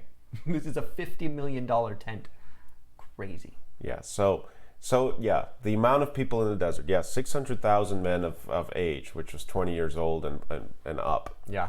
Totally makes sense. Connie's asking a real-time question, Connie Green. Aren't the Old Testament manifestations Christophanies? Manifestations of Christ? Yes, the answer is yes. Just want to confirm that for you. Let's see what else. Okay, where are we? Okay, April Angus. The ephod with all the wires of gold woven into the fabric sounds like it was a conductor. Yas, it does. Agree. With all the crystals and the stones and everything on it. Yep. Totally agree. Colleen Leahy-Nye writes, and the covering of ram skins dyed red, and the covering of badger skins, and the veil of the covering. Exodus 39:34. Is the badger symbolic? What was the original word? Excuse me. Badger 39:34. Excuse me. Let's take a gander. Let's see here. Let's see what we got. Let's go over to 34. 39:34. Oh, 39:34. My bad. 39:34. Okay. And the covering of the ram skin. Okay, here we are, and we see badger. Badger is Sakash, Tachash, probably. for probably a perspective. Antelope A clean animal with fur, probably a species of antelope. or badger. Boy, those are like two different things. It was either a bowling ball or an orange. We don't know for sure. Badger? What does a Antelope. badger and an antelope have to do with one another? idea. Unless my understanding of what a badger isn't right. Maybe they had very similar words. I don't know. But I do know that a badger is really tough. They're like ruthless animals. A badger is... They're hardcore beings, so maybe that's a symbolism of it. Also, of course, the dyeing of the ram skin red. It totally. I'm just like seeing Esau all over here. Do you see that? Yeah. And then when he put the skin on to deceive his father about Esau. Yeah. They had the ram skins, and Esau was red, ginger. Oh, interesting. Right. Huh. And the badger is hard to kill. And the veil of the covering. The veil, well, that's what Yeshua rips when he dies. The veil gets torn. So I'm sure there's a lot of symbolism here. I honestly, since I don't know if it's an antelope or if it's a badger. I kind of like badger better than antelope personally. One thing we've discovered, obviously, you guys as well, throughout these chapters that are describing the tabernacle, and the ephod and the breastplate and all the stones, there's so much symbolism and so much meaning in all of that. These aren't random choices. Today I like diamonds and topaz. There are specific meanings to all of this. It requires a tremendous amount of research, and assuming we can actually do better than speculate, which in most cases we probably couldn't. In most cases, we do what we just did now, which is pretty good speculation. I like what Nathan's saying. Yeah, dyed red, Esau, ram skins, right? That's what Jacob put on in order to fool his father Isaac to get the blessing. In order to get the blessing. I like that. That's a great bit of insight. Could be very true. The covering of or the badgers, if they're badgers, being hard to kill. Maybe that's something that Esau was good at. He was a good hunter. So anyway. There's a ton of things to glean here. Some of it comes right at you, and if it comes right at you, great. That's great. That's why the Bible speaks to us. Each individual differently. But some of these things will come at you if you do some research and you look up and see, like, what are the properties of, let's say, onyx? Why was onyx the stone given to Joseph? Yeah. Why or on the breastplate? Why was diamond given to whoever else? Those are fascinating things. I'd love to spend some time on them myself. Yeah. But it's, unless you spend the time really digging, it's hard to get the insights. I think what my brother's humbly saying here is, we don't know. Yeah, certainly. But you know what's cool is that if you want to know and you want to dig deeper on things like this, I would look into things like, what is the benefit for ram skin? What does the world consider ram skin, or benefit of using like ram skin rugs? Or you might find out that, for instance, rams might have this inner ability to repel fleas. Like, there might be something crazy like that, is my point. Badgers might have this thing where they have some crazy ability. And when you do take a look at it, you'd be like, wow, well, that does kind of tie into the people, or that does tie into the relationship God wants us to have with them.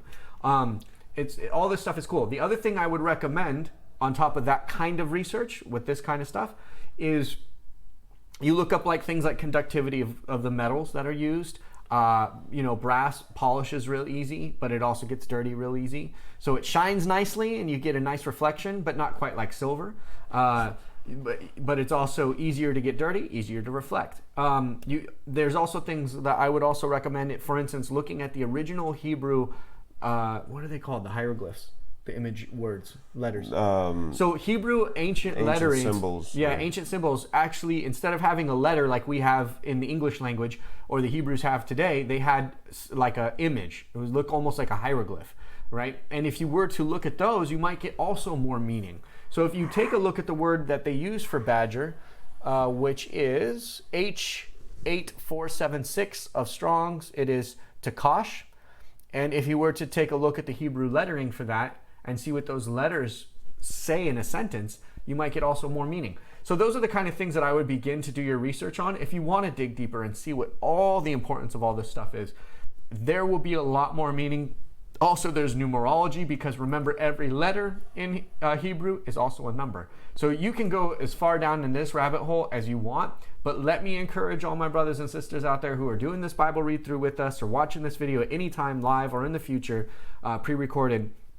May I encourage you to read the Bible all the way through, then go back and maybe make notes, and then kind of look into the really deep rabbit holes, because the truth of the matter is I know there are people who never get out of the rabbit holes, and they never finish the rest of the story.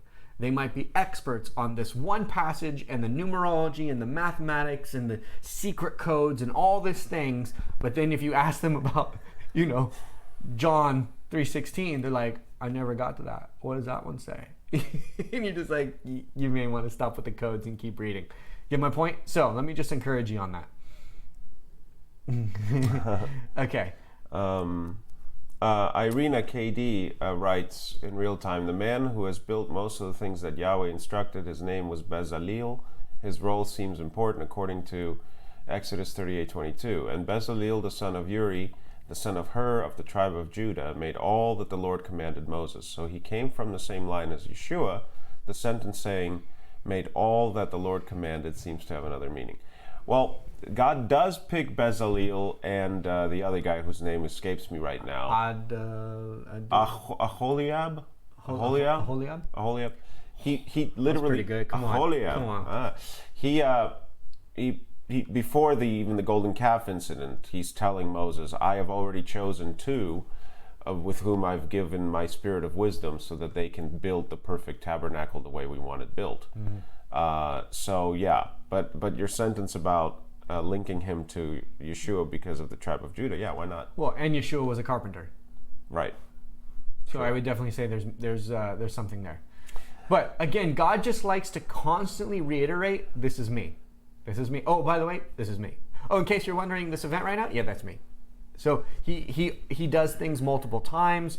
He does symbolism multiple times, to make sure that we have no question who he is, even though people still don't get it. But Jennifer writes also a comment here I thought was interesting. Jennifer Conley says, Faraday cage. I'm assuming you're referring to the way the tabernacle was built, that it's actually like a Faraday cage. Faraday cage would basically keep an electric charge, for those that don't know. A Faraday cage would keep an electric charge in the metal out in the cage itself, and the sparks would just go down the cage and into the ground, and it would make, even if there's a giant lightning bolt hitting the tabernacle, anybody inside wouldn't be hurt by it at all, because all of the lightning would just dissipate around the cage. They also use Faraday cages with Tesla coils, where the lightning will arc. It won't hit anybody inside. If you're standing next to a Tesla coil and there's a Faraday cage around, you won't get hit. You won't get hit. The lightning will usually jump to the cage, and the electricity, the electric field will be kept within the cage. It won't go outside of the cage. So if there's a tremendous energy happening, like as a battery, let's say, in the Ark of the Covenant, inside the tabernacle, that electric field won't leave the confines of the tabernacle because it's a Faraday cage. I think that's a very interesting idea. Yeah. I think it's an interesting idea. Irene also has a great comment as well. She says, makes sense. Before Yahweh said that Amalek will be destroyed. If you look before, Amalek is in line with Esau. From Esau. Yep. And the temple does get destroyed twice. Oh, you're saying that the... What? I'm just saying microphone drop. What are you saying?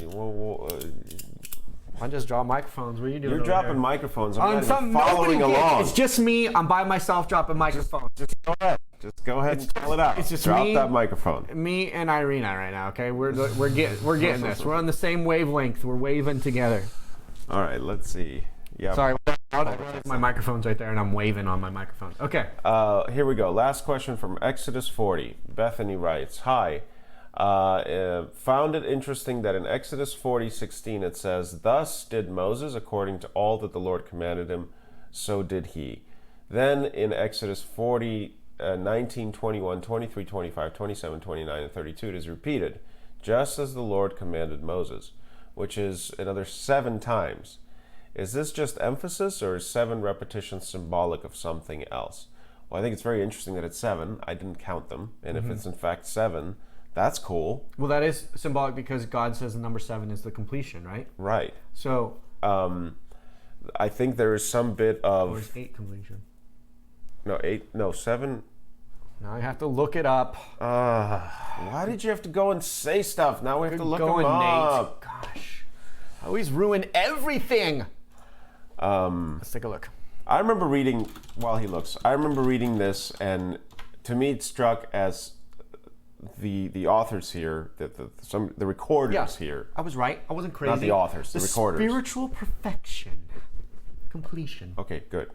Good. No, that's good. Can I go on with my point? Sorry, no. Yeah, go ahead. The recorders here were making it... He's going to drop the mic. Okay. We're making it... We're emphatic that Moses carried out God's commandments exactly as God commanded them. To the T. To the T. The recorders are being emphatic about this. And I think we'll understand why as we continue reading. And I think it already makes sense from what has already just occurred and how quickly Israel had God and almost lost God. So, I think it was important. The recorders felt it was important to record that Moses did exactly as the Lord said. And here's what's really important about the Bible. If you guys haven't picked up on it yet, this is not a novel.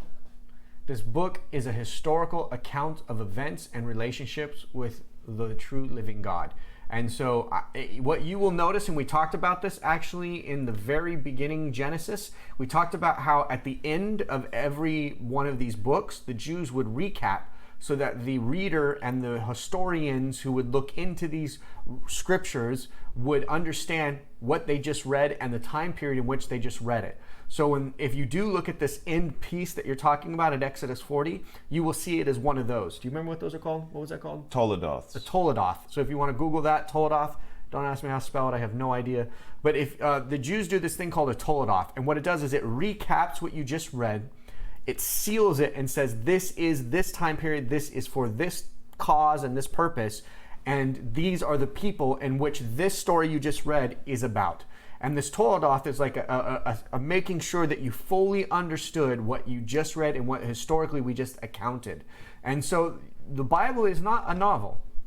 There are times when we read about David, it gets a little novelish, a few other people, but really it's just a historical account. Notice that there's like no dialogue between Moses and Aaron. Like there's no scene where they stepped aside and he's like, dude, I was gone for like 5 days. Okay, 40, but so what? You build a golden calf? And they fight and they argue and they wrestle on the ground and he goes, but I love you. Let's still be brothers. He's like, okay, could you pray to God so I don't get annihilated?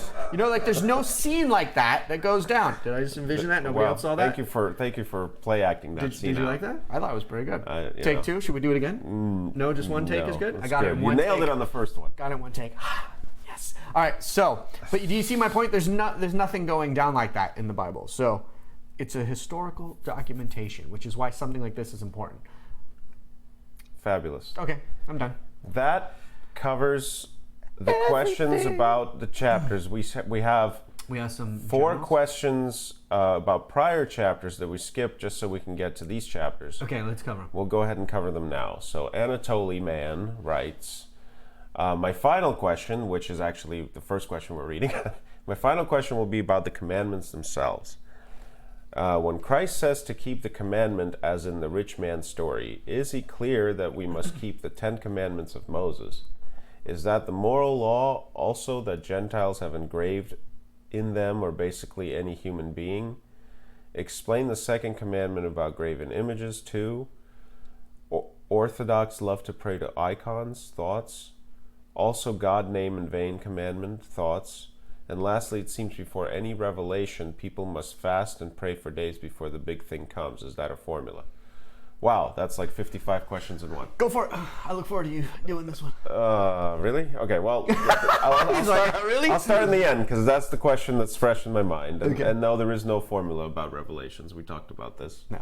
However, we talked about it. Do you want to share it with them? Well, no, there is no formula. If God wants to give you a revelation, He will give it to you, whether you're bloated or you haven't eaten for days. And we'll learn that with Jonah. However, fasting and praying For sure. is not a bad thing. It won't keep you. I don't think it'll keep you from revelation. There is a power to fasting and praying, but revelation is not one of those promises that comes if you just fast and pray. So you can get a revelation from God, and you can get any power from God if He so wills it. Now, if you should do these things and you make the physical effort to fast and pray, then yes, God will move through those things, and He will be with you in those things, and He will meet you in those things. But you can't say, I'm going to get a revelation every time I fast and pray. That is like some Moses level revelation. But if you do have a prayer in which you are asking for revelation, and you're fasting because you're this is You're seeking something wisdom. this is something you're gifting God. It is your sort of sacrifice, right? I will not eat today, for I am grateful for what you have given me. And you are praying for some specific revelation or some understanding. Have trust that you will get it. Have trust that you will get it. We're not saying that you can. We're not saying that prayers won't work or that they won't be answered in certain cases, but we're simply saying we're not limited to. The idea of a formula is probably something that's not quite right. We don't want to say anything is a formula with God, because He literally says in the Bible how that's not the case. Yes. A lot. So, going back to the other questions, unless you know, I'm not sure what you mean by.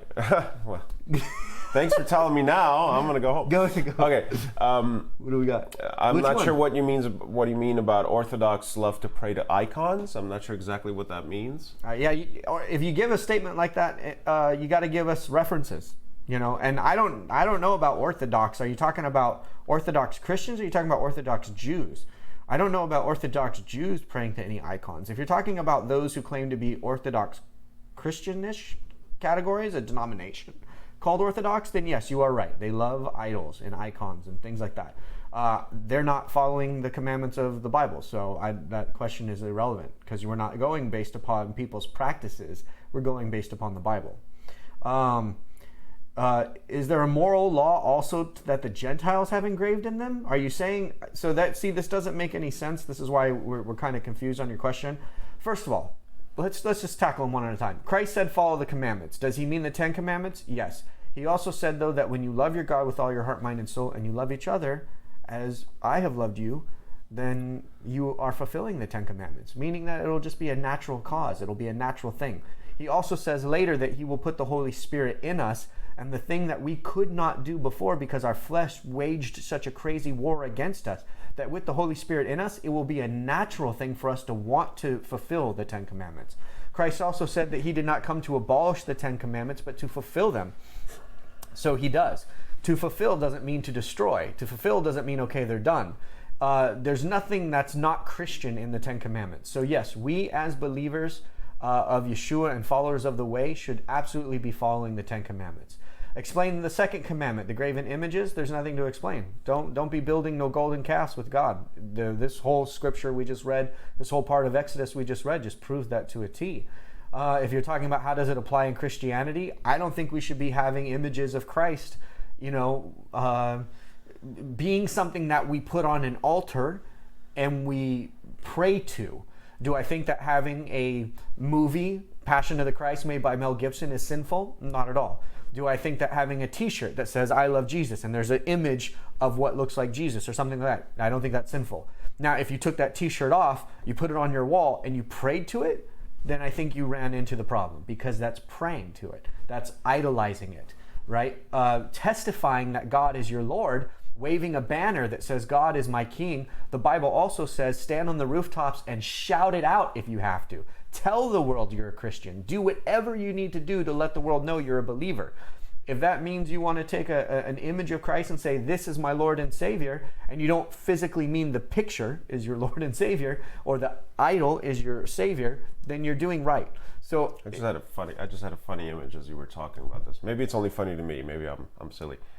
I just imagined, say you're for those of you who have children, say your kids take a piece of paper and they draw a picture of you, and it's like a stick figure. It's like something really silly. And they paste it on a wall. and then they come up to it and they go, Mom or Dad, or can I please have this and this? Or they start praying to it. Can you make me pancakes? Can you make me pancakes? And you're standing there in the room and you're looking at them, but they're turned away from you and they're turned to this picture they drew of you, and they and they start to not talk to you. They start to talk to the picture and start asking the picture for things. That's really good. I mean, that's just such an absurd, annoying situation. You want to go, hey, I'm right here. What are you doing? What are you doing? I mean, I don't mind that you drew a picture of me. I think it's cute, but why are you talking to it? Right. So that's the difference. Well explained. Thanks. That was good. Knuckle. Booyah. That was good. See? Look at that. Alex, I knew there was a reason why you keep it around. Yes, there's got to be one or two. Okay. I think we answered all of them. Oh, no, we wish we did. All God, no, I didn't. And then also, God's name in vain commandments. To take the God's name in vain is to say that there's no power in it. To use God's name without the reverence to the name. So if you're saying things like, if you're mocking God, you're saying, "Oh, rise from the dead in Jesus' name," right? And then that would be mocking God. That would be taking His name in vain. Things like that. So just don't do that. And also you have to understand too, though, that when they said Jehovah, He was there with them. He'd show up. He'd hear them. So if they were walking around all day and they were just like dropping Jehovah and they're like, haha, look at that rock, Jehovah made that. Oh, dude, that thing is so good. That meal that you made, that was like Jehovah good. And he'd just be like, you keep saying my name. Like, do you want something from me or what's going on? Like, you don't have to say my name like so lightly, you know? And you actually, to this day, the Hebrews do not drop the name Jehovah lightly. They keep it very sacred. They'll say Adonai, they'll say Elohim, they'll say descriptive words to reference God, but they won't drop the Jehovah. Yeah, they won't use the Yod He Vav He. Yeah, Yod Ve Yad Vad. And they also, even when they spell in English, they spell the word God, they skip the O, right? The O. You've seen that, the G-O. To continually show the G-D. Yeah, the G. What did you say? I said the G-O. What? Yes, G-D. I like that. You know, the G-D to show that reverence for the name. So, yeah. And that's it. Okay. We got it. On okay, the golden calf, this is Anatole again. Yeah. On the golden calf, Bible says that God is no respecter of people. So somebody can tell me, why didn't Aaron die? Isn't there a bit more favoritism toward him? And I would say that he proposed the golden calf, unless I am forgetting the story. He didn't propose he kind of proposed the golden calf. It. And it's not favoritism, because you will see what happens if you keep reading. You will see what happens to Aaron later. Yeah. A certain event in his life that just would crush it. Let me put it this way. Aaron would have wished he died. Yes, exactly. Aaron, at that point. Aaron would have wished that he joined the people who died that day. So, yes, he was more responsible than anybody else involved in that event, and God handled it in the way that God handles it. And was there favoritism? No. Did God use Aaron to fulfill His will and then deal with Aaron in His time? Yes. And that's the thing, as we believers, we have to remember the sentence where God says, vengeance is mine. Many of us want to take vengeance on people. We want to murder. We want to burn down their house. We want to pop their tires. We want to get our vengeance when somebody hurts us.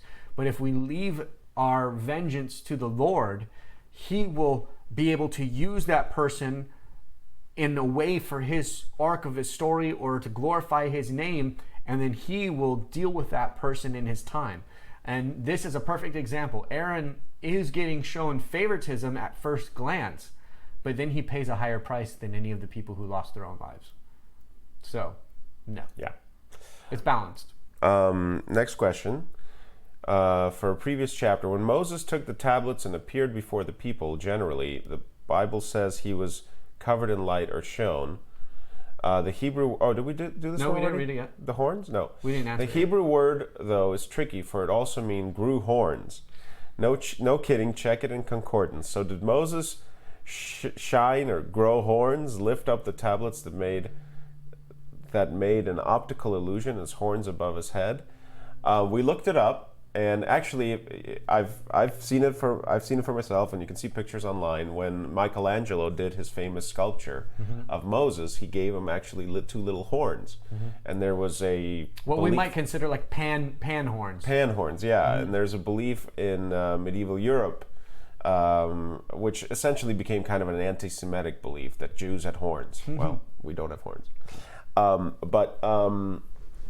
No, really, No, they're not there. It's all good. Ow! Yeah. Well, unless you try to touch us, and then we'll prick you with our horns. No, Yeah. there are no horns. The word. There are no horns. There are no horns. Just to be clear, The word. it means to radiate out as well. To radiate out of the head, like horns. Like horns, yeah. So it sounds like basically what Moses had going on is rays of light, like an aura, like this thing he was shining. Yeah. He was shining. He was shooting sort of rays of light from his head. Yeah. So no horns. No horns. But yeah, he was shining. So he was casting light, and there were beams of light coming off of him. And plus, if you ever look at a light, you see like the things coming, the light streaming. You know, the illusion of the optical sensation and so forth. So yeah, it probably looked like he had these lights like coming out, but he didn't grow horns. Okay, the next question, Anatoly. Any connection between the image of the calf and the four faces of God, lion, eagle, man, ox? Also, I heard one of the titles of God, El, is connected to some bull deity? Yeah, so that's in the future, and we will get to that. We will get to what you're talking about, the lion, eagle, man, ox. We're not quite there yet, although I know that the way that the tribes station themselves in the camps is part of that. But let's wait a little bit further when it talks a little bit more about that, and we'll talk about those things. All right, next one. All right, let's see. And then this is the final one. Okay. I've read in some, this is Anatoly, I've read in some book called The Book of the Bee that Moses' staff was special with carvings and symbols. Explain that. Well, I did last video. Yeah, we did talk about that. Where were you, Anatoly? Huh? Where were you last video, bud? Can't we... Love you, man. Can't we made one today? What? If you Can't we made one today? Are you saying we can make... You want to make a staff? Sure, go for it. If the idea you're trying to get at is that the special carvings or the symbols gave it the power, no.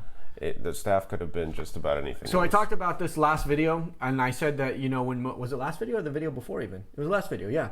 When might have been the video before. So when Moses held up his staff, what most people don't know is a shepherd's staff would have carvings on it of his life. It's like a journal. And so he would make hieroglyphs of his own ideas. So for instance, he might have a symbol of the pyramids on it symbolizing where they lived. Or they might have a symbol that would be recognizable to them as Ganesh. What was it? Not Ganesh. The paradise that they lived in outside of Egypt.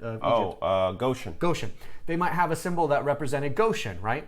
And so all he'd have to do is put that symbol, and then anybody looking at his staff would know that if he had, bull, Goshen symbol, river, then he would say, they used to take the bulls down to the river in Goshen. Like, it would make sense to them because the oral stories that were passed on generation by generation, the staff would act as a reminder of the events and the order and the way that it all went down. So this is also what we might call a testimony. And that is another way of looking at the power of what Moses lifted up, and what he hit the water with was he also was moving with his testimony and the testimony of God. And also God calls the tablets, and he says to put the testimony in the ark. So this is all an important thing that most people do miss and they don't know. That is I'm glad that you picked up on that. But I talked about it in that video, one video or two videos ago. Jews argue that some form of works are permitted due to oral Torah. Oh, this is about the Sabbath. Also explain the Sabbath. Jews argue that some form of works are permitted due to the oral Torah. You often give guarding the temple as an example of breaking Sabbath, but they say this isn't sin. So, just real quick, something occurred to me and I'll let Nathan answer that question, but something that occurred to me about the Sabbath and the idea that, remember the promise of God. He said you will not have to fight a war. You will never have to worry about food, or specifically while they were in the desert, they were getting manna enough for Sabbath on Friday. Mm-hmm. You won't have to worry about diseases. You won't have any worries if you follow my laws. So the paradox they didn't, of course, very quickly. Right. But the paradox that we fall into of like, well, can I, make a fire on the Sabbath because I'm not getting manna anymore? And actually, the enemies next door really are trying to attack us, so we need to have guards 24/7, including the Sabbath. All of those things come into play when the blessings of God are no longer being given or received in full later on in the story. As God pulls away from Israel some of the promises that he's made, and he pulls them away because he literally, while making the promises, says, so long as you follow all of my laws, these promises will stay in effect forever. And then they don't follow and they don't follow the laws. So he can't go ahead and fight all of their wars for them. They keep having to have a repentance and a comeback and an ask for forgiveness. And then he shows up and goes, okay, all right, you remember, I'll go ahead and fight this one war for you. And of course, years go by, they mess up again. So all of these confusions that we see now about the Sabbath, and can I do this on the Sabbath, and can I walk over here on the Sabbath, all of those things would have had literally not existed. Those things would have not existed had all the laws been followed from day one, right, completely and fully. So I always say in all my videos, Anatoly, and I know you know this, but I always say, because you even quote me here, you say, for instance, the guards working at the temple. I always say that what it is now is that it's a holy issue, not a salvation issue. For these people at this time, when God gave them the commandment, at the day he gave it to them, if they had kept the commandment, it would have been their salvation in this world, in the next world. It would have been their relationship with God. It would have been, if they would have not broken the commandments, they would have not sinned. Yeshua tells us later that if the law wasn't given, they wouldn't have sinned. Without the law, without the laws, without the rules, without the lines drawn in the sand, there was nothing for them to jump over. There was no way for the sin to be defined, right? And so we learn that the law had to be given so that the sinner could be redeemed later. And so we are saved. Everybody is saved by Yeshua because we all fail. God gives us the rules, we break the rules. One way or another, somehow we break them. Yeshua even goes on to clarify, if you've even so much as thought of a hateful thought against your neighbor, you're a murderer. Defining that we've broken the commandments just in our hearts. And that's where God really looks. That's the part where God really cares about.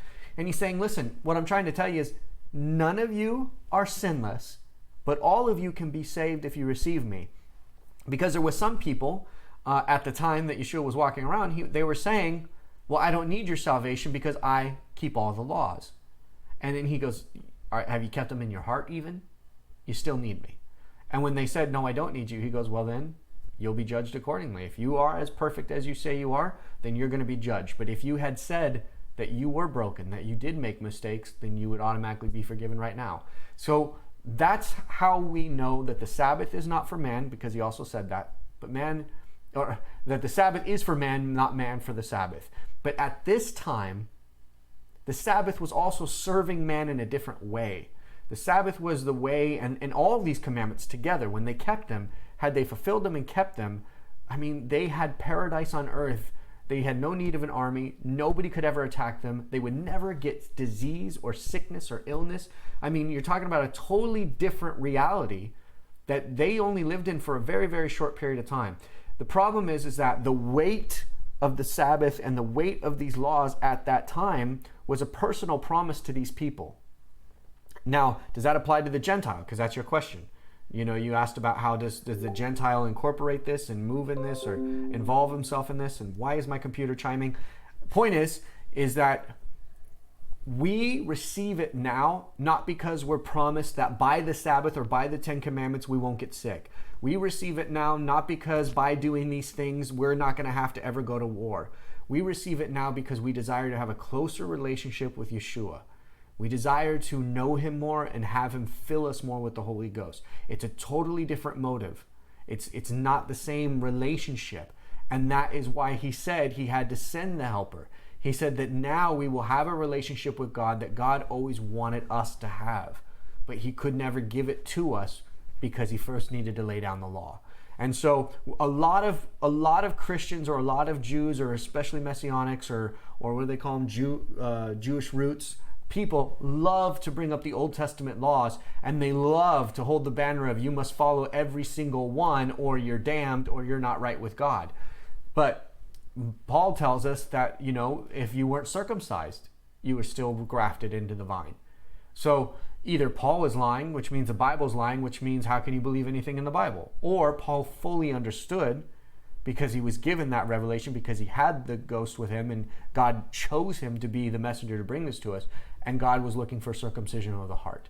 You see what I'm saying? So to answer the Sabbath question or any question like this, salvation issues, Yeshua tells us exactly what we must do to be saved.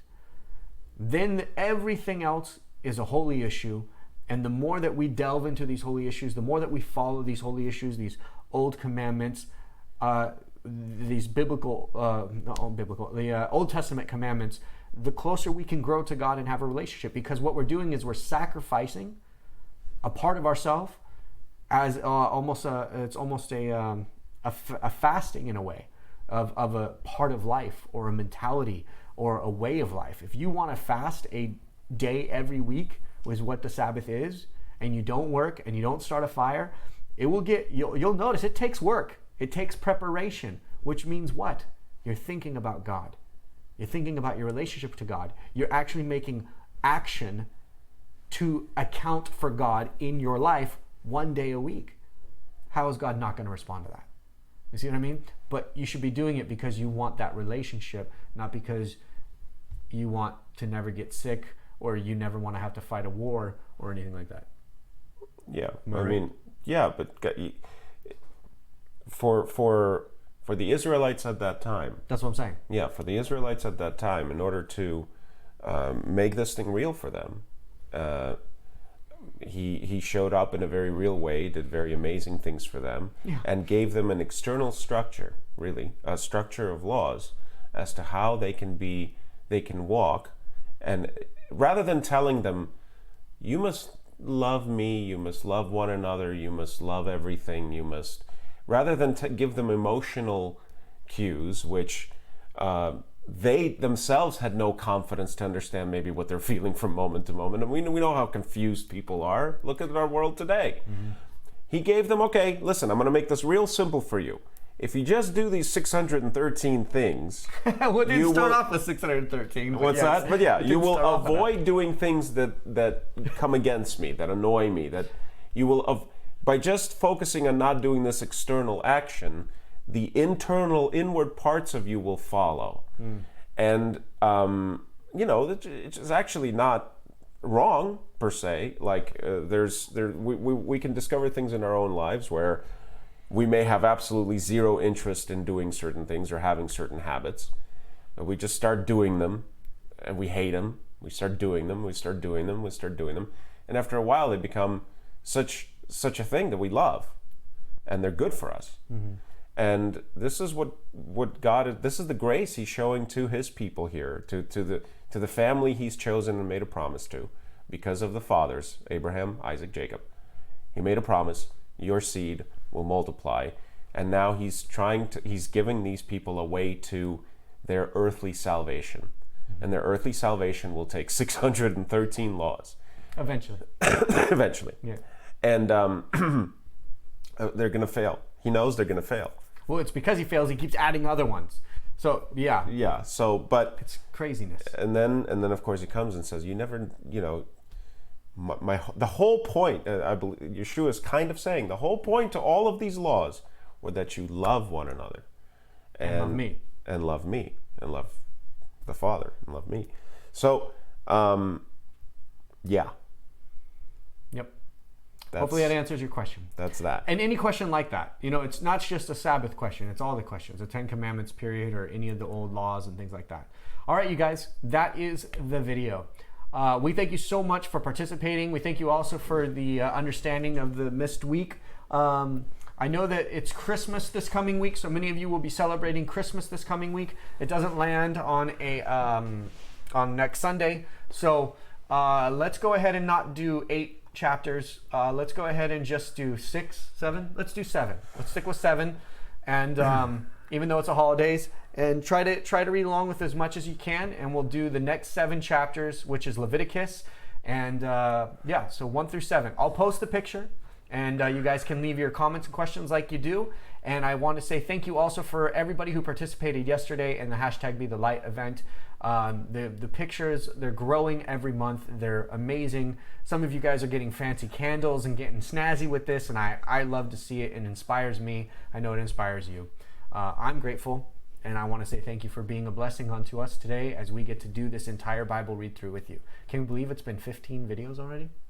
That's pretty awesome. It's pretty cool. It's going to take way more than that to finish it, though. We're going to get like 8,000 videos. No, hopefully it won't be that much. All right, but we do have another year and a half to go, 2 years to go. So buckle down. Just 2? Yeah, well, I think so. Something you guys, we love you. You love it. You love it. You know you love these Sunday things with us, this reading this. You guys know you enjoy it.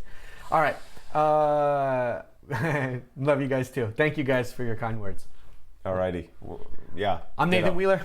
I'm Alex Slavovsky. And we are the Yeshua Network. And you guys, please remember, share this. Let people know about this entire Bible read through. We know that it's blessing you because it's blessing us. And we're learning a ton. And we know that one of the number one things that believers and new believers and non-believers struggle with is understanding the Bible. Because there is teachings about the Bible that are inaccurate.